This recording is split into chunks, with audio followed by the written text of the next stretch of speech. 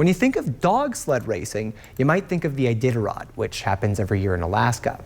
What you might not know is that training for taking part in that sport mostly has to be done on dry land. Newswatch 12's Kyle Pozorski has more on what it's like to race sled dogs with no snow.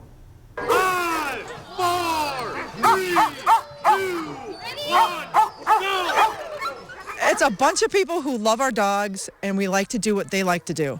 Our dogs love to run. Dog sledding enthusiasts gathered at Makajuan Scout Camp to race their dogs on dry land. This time of year, we don't have snow, so we're on bikes, we're on scooters, we're on rigs, we're running behind our dogs so our dogs can run the trails and just have fun. For the dogs and competitors like Jennifer Lyons, Yeah, it's kind of like, potato chips. You can't eat just one. she started racing a decade ago after adopting 2 dogs of her own. It was just supposed to be for fun.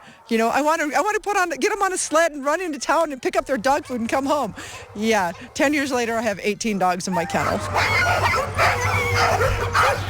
What started out as a training ground for dog sled racing, the Dirty Dog Dryland Derby has blossomed into a 15-year-long tradition. It keeps growing. There's more people we have dogs. Our dogs want to do more than go for a walk. For mushers like Ben Thompson, it gets his dogs out of their kennel for some fun. You can't push a rope, and you can't make a dog do anything. You can't be standing on a rig or on a bike and be forcing an animal to run out in front of you. They have to want to do it.